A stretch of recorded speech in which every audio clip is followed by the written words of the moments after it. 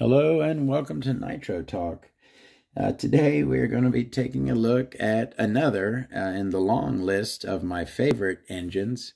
This is the Reedy 121 VR-ST Nitro engine. Very, very nice, very powerful, very unique Nitro engine, as we're going to see here momentarily.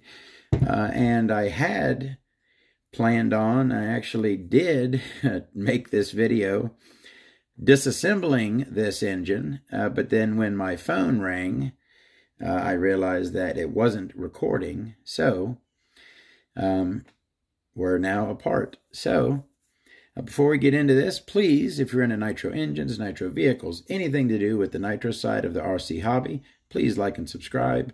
You found the right channel. We've got tons of nitro stuff to show you. All right. Now, of course, the Reedy 21 VR-ST, the very first thing that you talk about is that carburetor. The most unique carburetor ever put on a nitro engine. I think I can say that pretty definitively. They tried something new. It worked perfectly fine. Nobody else adopted it. But this whole, so that is your crankcase, and that is where you attach your carburetor. You have a plastic gasket that sits on it, and then your carburetor sits on there. Now you do have, and you can adjust it. You see those holes are elongated there. That is the range of adjustment that you have to adjust the carburetor.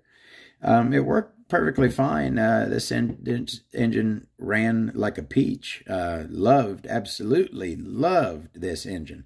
One of the lowest idles, and that for me is a hallmark of a great engine, is a really low idle. And this thing right here will just chug along beautifully. All right, let's finish looking at that crankcase. So that's obviously our very unique carburetor setup. But otherwise, essentially, nothing else super crazy about this one. Now, I was pretty sure, maybe I'm wrong, that this engine came stock with a ceramic rear bearing, although it does not appear to have one in it now. I'm not positive that this came with a ceramic rear bearing. I believe it did. I'm not sure. So this either has been changed or it did not come with one. That is our Reedy crankcase. Looked like somebody ate it up there a little bit. Wasn't me. That's that. Speaking of the crankcase, let's take a look at that back plate. Very, very reminiscent of the, sorry about that, very, very reminiscent of the V-Spec backplate. The OS V-Spec backplate looks very, very similar to this. And it's this weird metal that almost looks like plastic, chrome-plated plastic. Maybe that is what it is. Who knows? But it's got your arrow there to indicate up. Has a nice silicone O-ring. I may have put that on there. I'm not sure. And it is an interference backplate. Has a little interference there. A little worn in the center. All right. Now, one of the other very unique things about this engine is that cooling head situation. Now, look at those shine cuts. We have some diamonds cut into the side of this thing all over it, and it's textured as well. You can feel them. It is lightened a lot, drilled out up to 2 from the top. Very nice looking head, beautiful head, light, good looking. These actually though can kind of get a little sharp. Sometimes I've grabbed an engine, you know, if I've had to, by the cooling head. I mean, I don't think they're cut you sharp, but you can feel them. So that's that cooling head, pretty unique. We looked at the carb. Did I mention that the carb is all, now there is a slot there that you can, if you want, use a flathead, but every needle on this carb is set up for a 2mm hex. The low needle, high needle, even the throttle idle stop screw, they're all set up for 2mm hex. It has an 8mm Venturi in it right now, pretty large Venturi for an off-road vehicle. But that I found that carburetor worked beautifully. I didn't have any issues with that carburetor at all. Let's look at that head button. Another very unique feature of this engine is that cooling fin head button, I guess you would call that. Not a P3 in it, a T3. Oh, that's one of those Hobayos. I was trying to get away of using a few dollar cheaper plug. And those don't work bad. Those Hobayo T3s, it's like a P3 copy.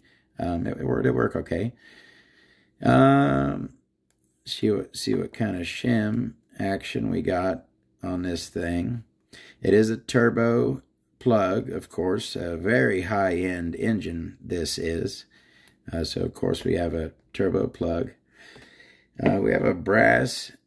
That's like a 3 and a 2. Is that 5 total?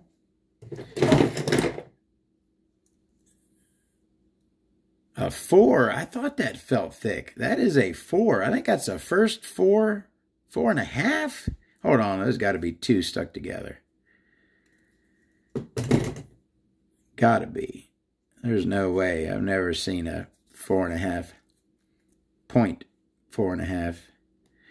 No way. Come on. Is that? That is one really thick.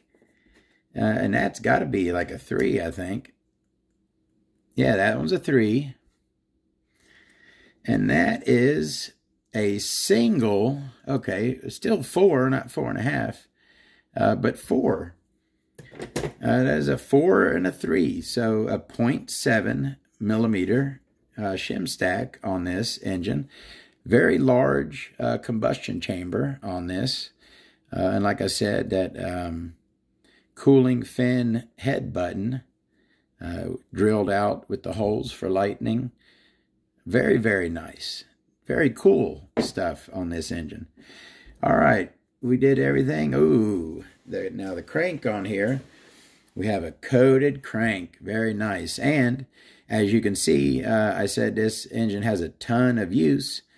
But that crank, although the window section there is kind of worn, the bearing, where the bearings sit, doesn't appear to be worn, and the crank pin doesn't appear to be very worn.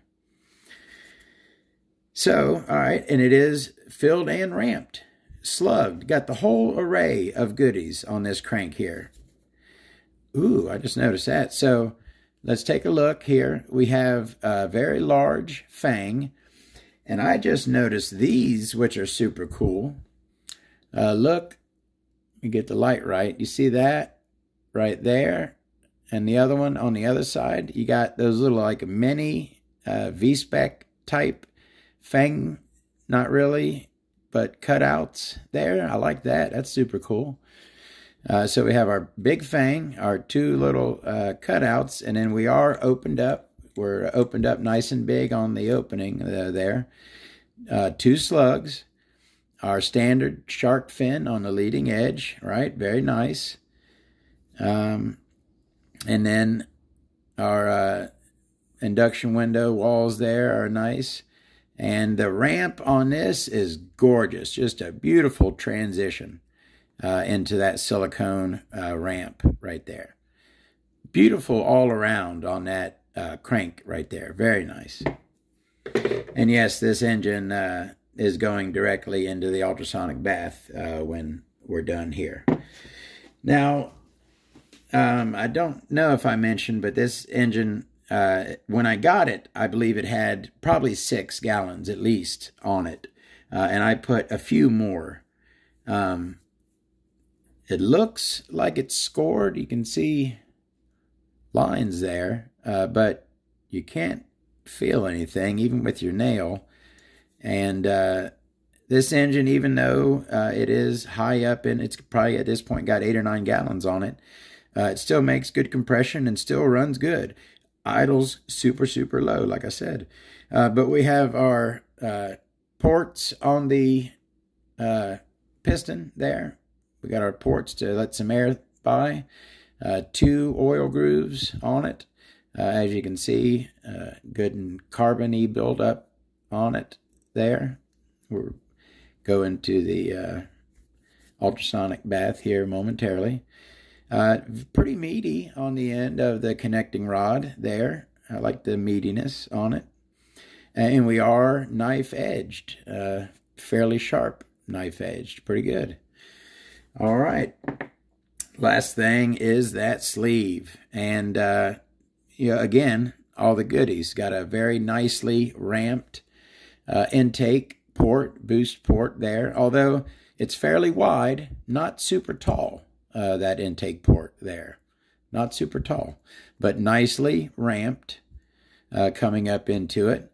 And then we come to our Schneerly ports on the sides here. And we will see that they are fanged and they are ramped. Got a nice ramp all along the bottom of the port. Fang at the back near the exhaust. Looking good on those ports. Our exhaust is a flat top, but it does have the dog ears out in the corners. Nicely rounded bottom on that sleeve. Well chromed. I'm digging everything about it. I don't see anything I don't like for sure. Good condition as far as, don't look like anyone's ever had to fight it out of there.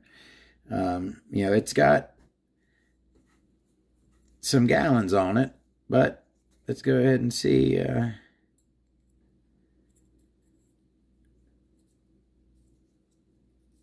If piston doesn't want to go smoothly into a sleeve, you do not force it. There we go. If there's something in the way, you don't want to just push it. So our the cutout goes towards the front, so our skirt goes towards the. You always, when you're doing checking to see where a piston looks as far as the pinch, you always put it in the same direction that it goes in the engine. So skirt to the rear, cutout to the front, right? So let's put it in and goes up. Yeah, we're still stopping well below the end of its stroke. So yeah, still making good compression on this engine, even in its advanced age. All right, that is the beautiful, very nice, again, one of my favorite, along with a lot of others, one of my favorite engines. When I have, I don't know if I'd say extensive personal experience. I put a couple gallons on this engine, but I loved it the whole time.